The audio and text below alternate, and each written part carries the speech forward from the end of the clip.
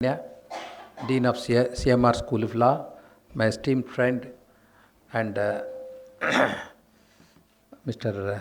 Pranab Mohanty, distinguished participants. A question was asked about the competency of an expert to give evidence. So we'll have to go to section 45 of the Evidence Act, read with section 73. Court is the expert of experts under section 73 of the Indian Evidence Act. If the expert does not meet the requirements, the court will be an expert. The only caution is that court must get an opinion from an expert because it is a scientific exercise. To that extent, one has to be careful. For example, one lady recently got Padma Shri Prashasti.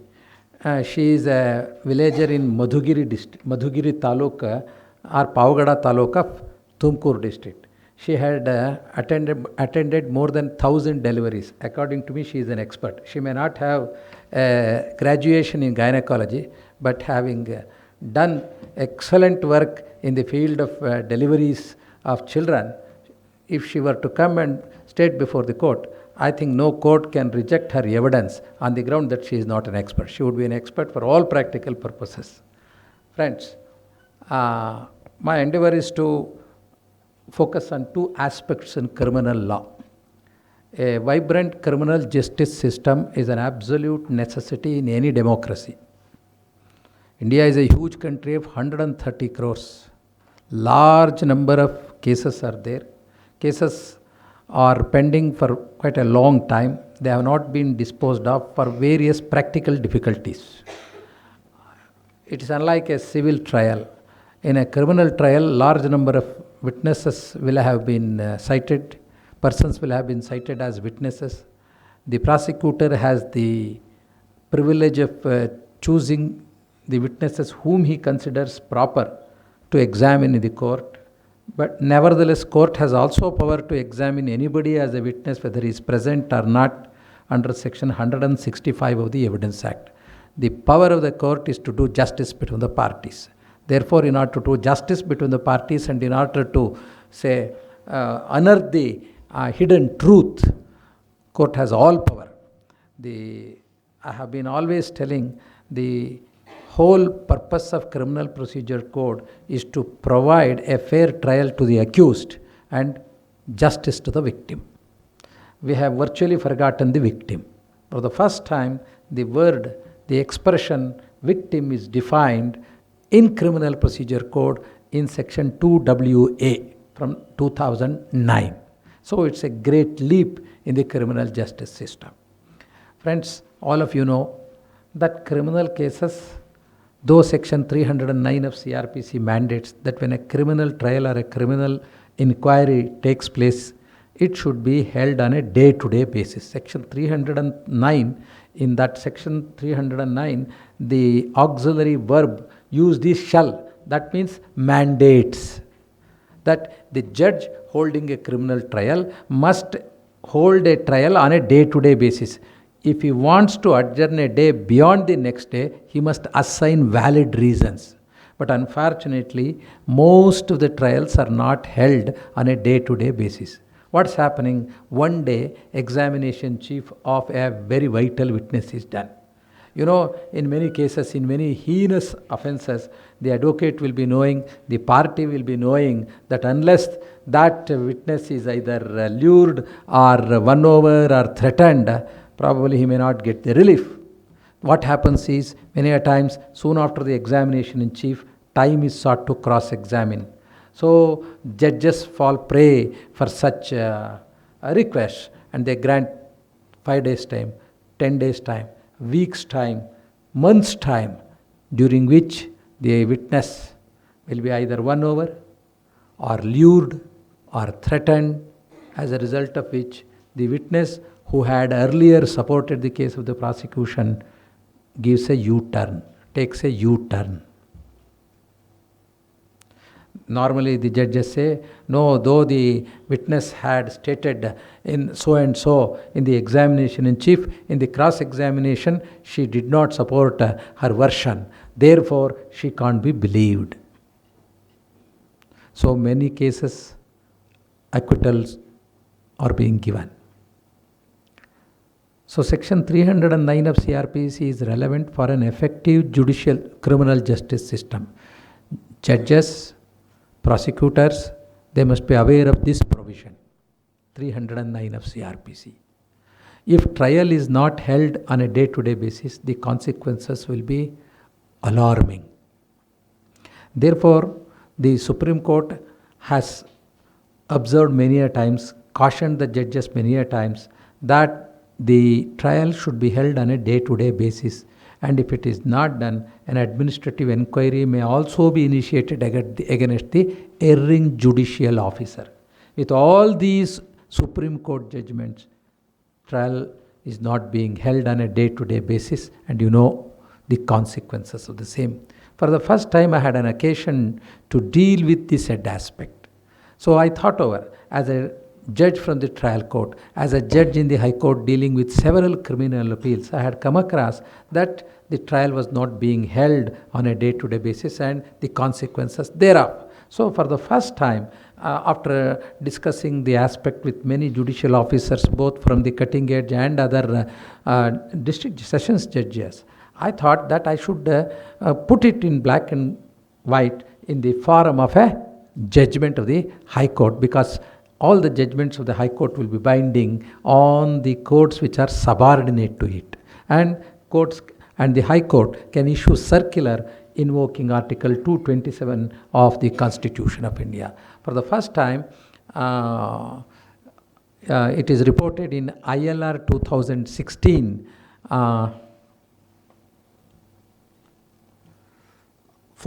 page 4829, NR Bhatt versus CBI. Please read from paragraph 30. Otherwise, 1 to paragraph 30 deals about the acquittal of the appellant NR Bhatt. That may not be much relevant, but the relevant portion starts from paragraphs 30 and 31. In that case, it had so happened, though it was a case arising out of the provisions of Prevention of Corruption Act, the trial had taken place 3.5 years from the date of framing of charges. So it opened my eyes. How is it? How can it happen? How could it happen? 3.5 years for a trial, contrary to the mandate of section 301. So for the first time, I have innovated a concept called as pre-trial conference. Pre-trial conference means the judge will hold a conference before fixing the date of trial. All the stakeholders would be present on that day and they would give their views. The judge, the accused, advocate for the accused, prosecutor, and a responsible official from the police station or the investigating agency. So, first of all, what would be done is the prosecutor must come forward and say, this is the gist of the case and these are the witnesses. And these witnesses speak about having witnessed the incident. These witnesses speak about the recovery of some weapons or anything, and these witnesses speak some about mahajars. These witnesses speak about some forensic science laboratory reports, and these witnesses are police officials, including the investigating officer. And the court must also be made known whether the witnesses that the prosecution intends to examine are available on the fixed dates. It so happens that a case is fixed without ascertaining all these details. A case is fixed for trial. Let us assume July 10th, 11th and 12th. So let us assume that it is a case of murder. And the only witness is the wife. Husband is murdered in her presence. The man who murdered is a strong Mussulman of the village. Let us say he has lot of properties. He has lot of support. And the poor lady who had not moved out from her village till her husband's death will come to Sessions Court for the first time in the district headquarters. You know, she has to come and depose before the court. Let us assume as on the date of the death of her husband, murder of her husband, she was pregnant. And after some time she will have delivered a child. Say the witness summons goes. The police man takes the summons to serve her. and finds that she had just delivered a baby 3 days ago. Will she be able to come to the court? So an endorsement will be made. ಈಕೆಯು ಹೀಗೆ 3 ದಿನಗಳ ಹಿಂದೆ ಒಂದು ಮಗುವಿಗೆ ಜನ್ಮವಿತ್ತಿದ್ದು ಬರಲು ಸಾಧ್ಯವಿಲ್ಲ, ಮುಂದೊಂದು ಅವಕಾಶ ಕೋರಲು ಪ್ರಾರ್ಥಿಸಿದೆ ಅಂತ ಹಾಕ್ತಾರೆ. So this endorsement will be made and the judge will say all right, urgent. So in order to can he urgent to the next day itself? It is practically impossible. So it will be postponed after 3 months, at least 4 months. By that time, what happens? By the time she is able to come back, let us assume the investigating officer who conducted the investigation must have retired and might have gone to America to see his married daughter, and he may not be able to come within 2 months. So the trial goes on, and in the meantime, the poor lady is threatened, lured. Only witness, she is the star witness. Therefore, the court, the judge must ascertain the availability of the witnesses to be examined by the prosecution on the dates fixed by them. And none of us have been making any effort to mark the documents invoking the provisions of section 294, 293 and 294 of CrPc. Many a times let us assume that it is a case based on circumstantial evidence, a murder case based on circumstantial evidence. The accused advocate representing the accused doesn't dispute the death because of homicide. He wants to dispute the circumstances. Therefore, let us assume the doctor has opined that it is a murder case. So, if the advocate for the accused does not dispute that the death is due to homicide, what is the necessity of examining the doctor? So that must be ascertained from the advocate then itself, and it could be marked by using section 294 of CrPc, as a result of which the one witness, the doctor's evidence, can be dispensed with. Similar may be the case with regard to the Panchanama at the spot, inquest report. The judge can make some inquiries with the concerned advocate without prejudice to the rights of the accused. Many documents could be marked, as a result of which many witnesses could be dispensed with.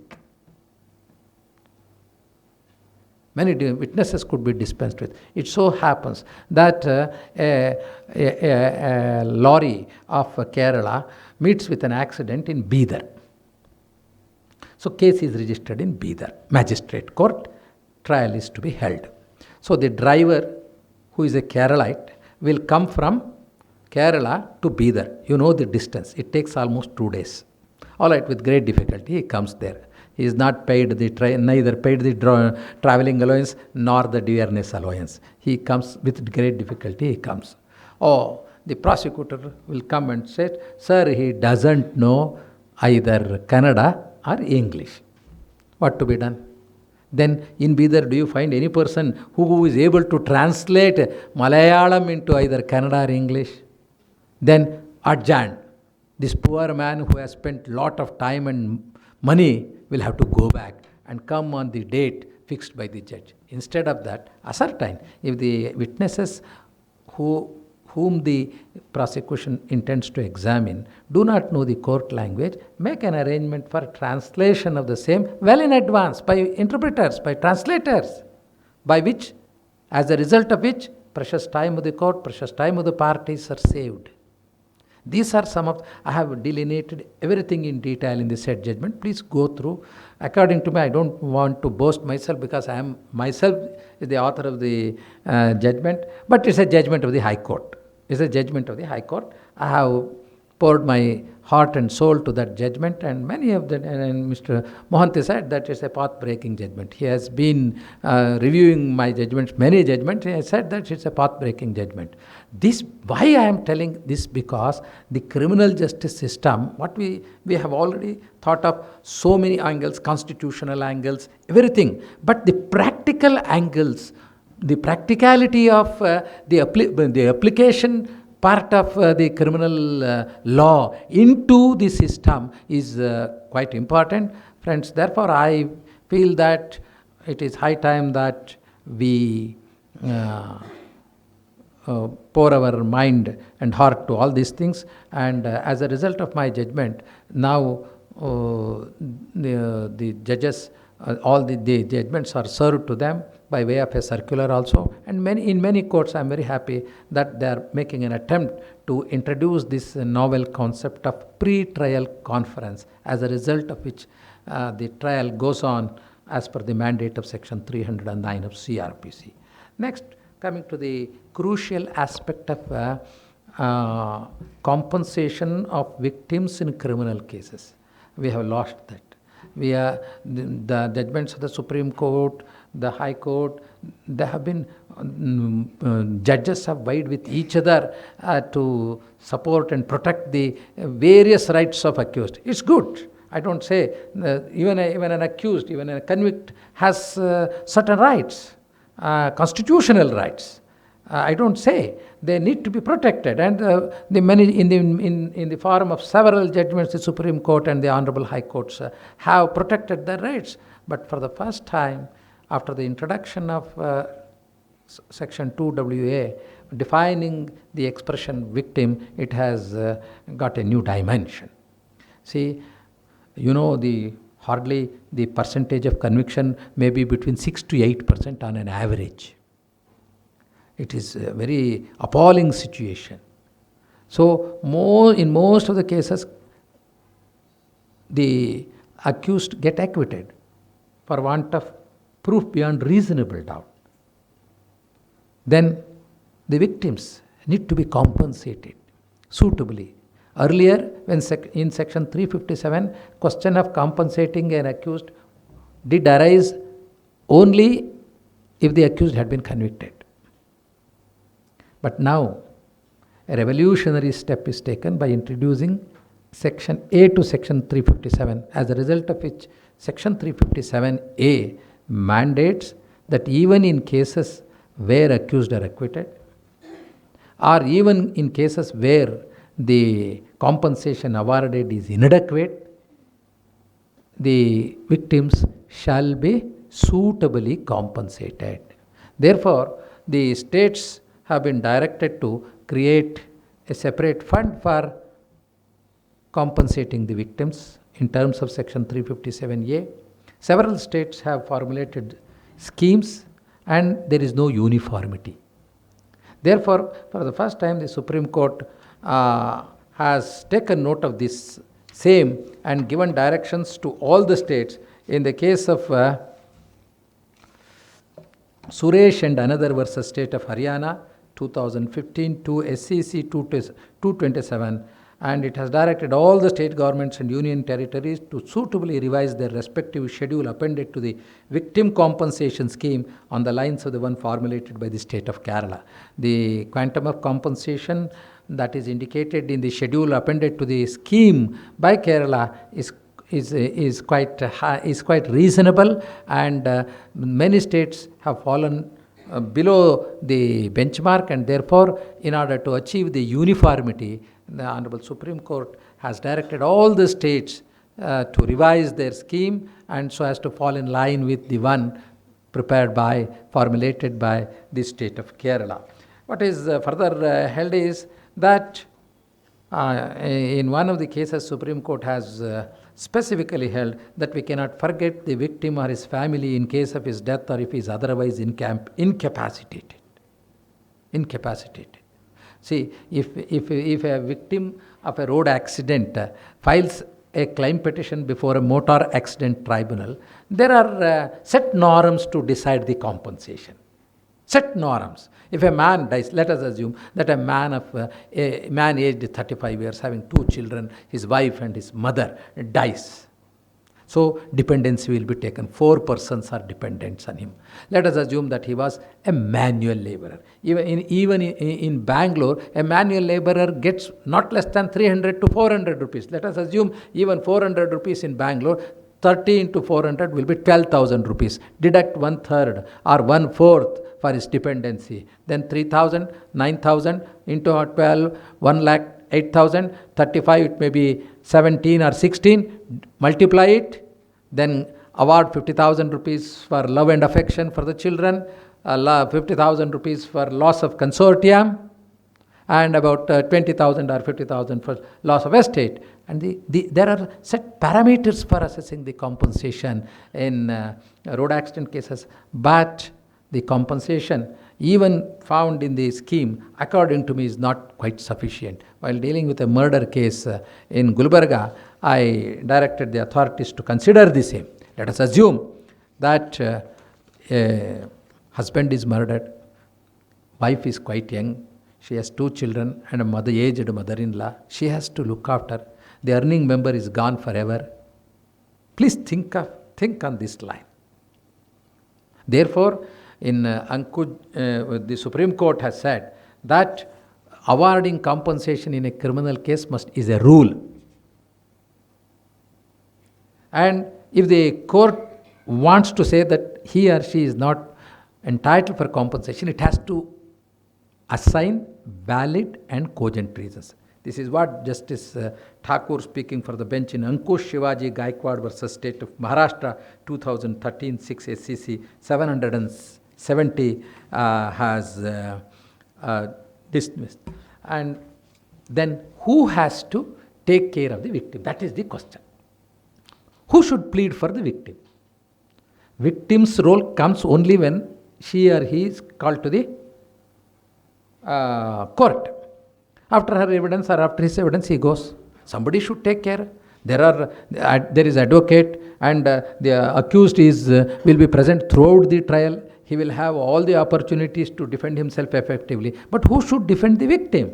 Therefore, for the first time, as a judge of the High Court of Karnataka, I gave a direction that it is the primary responsibility of the prosecutors concerned, practicing in the concerned criminal courts, to make suitable submissions to the court for awarding adequate compensation in terms of Section 357A. For example, see what happens in the case of Ranganath versus State of Karnataka, Criminal Appeal 660 of 2010, has directed all the prosecutors in the state to effectively represent the victims before the courts in regard to the compensation to be awarded, and Karnataka State Legal Service to prevail upon the state government to suitably modify the victim's compensation. So these are the directions of the High Court. They need to be implemented. And for example, in POCSO Act, Protection of Children from Sexual Offences Act, Rule 7 specifically mandates for compensation, and parameters are also set down. Therefore, nothing comes in the way of a regular criminal court to rely upon those parameters also. Of course, these parameters will have to be taken into consideration while fixing the quantum of compensation in the victim scheme. I have written a small article called Need to Suitably Compensate the Victims in Criminal Cases. Friends, you have been attending this from the morning 9:30 a.m. I don't want to detain you for quite a long time. If you have any questions, I would be very happy to answer them.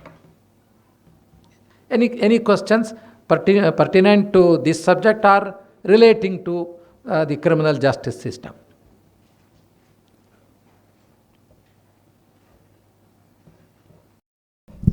They don't come despite the issuance of summons, warrants, and judge is not willing to close their side. No. You see, first of all, summons will be issued. If they don't respond to summons, warrant, normally witnesses will respond to the warrants. Summons, most of the 99% of the witnesses do respond to the summons. In extraordinary cases, there may be one or two cases. They are exceptional cases. But normally, when courts and court has all the power to see that the police execute the same effectively.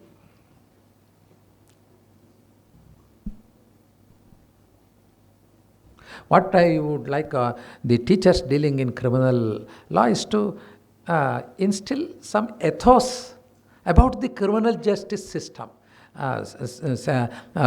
Giving lectures about, say, the private defense from section 96 to 104. Okay, it's all right. Those theoretically they are concerned. But what is the ethos that is required in regard to criminal justice system? That must be taught to our students. See, Mr. Pranab Mantri has eloquently dealt with the evidentiary aspect of electronic evidence. This is a huge challenge to the courts and the advocates. It's a huge challenge to the courts.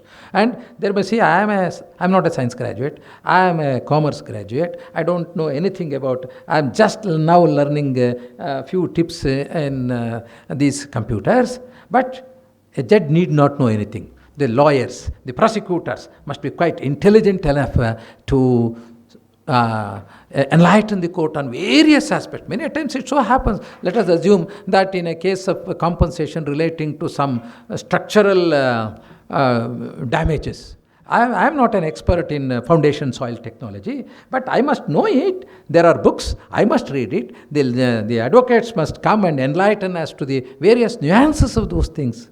Therefore, there is a great challenge, as rightly pointed out by Mr. Mohanty, to preserve the electronic evidence, to produce before the court, and acceptance of the same by the court. And it's very difficult to even write an appropriate certificate in terms of section 65B. Having heard all these things, it would be very difficult. Many a times it so happens, you have seen somebody murdering A, murdering B, and it is caught in the CCTV camera. And some evidence is also produced before the court. Ultimately, the judge acquits the accused. The society states, oh, the judge has acquitted, there was a lot of evidence, CCTV camera footages were there, they were all ignored. But who took all those who first seized those CCTVs, and how they were retrieved, and how they were preserved, and how they were produced before the court? These are all very important things. And the modern students are quite knowledgeable, and we must give an appropriate. I am very fortunate that after Dr. Subramaniam has taken over as the dean, he is seriously thinking of introducing some certificate course on this digital evidence. Digital evidence. We must, though we may be lagging behind many Western countries, but see, we have some brilliant brains in India, and over a period of time we can also match them. It's not as though it's an impossible task. It's a possible task with so much of brain. We can do it. I'm confident. Thank you.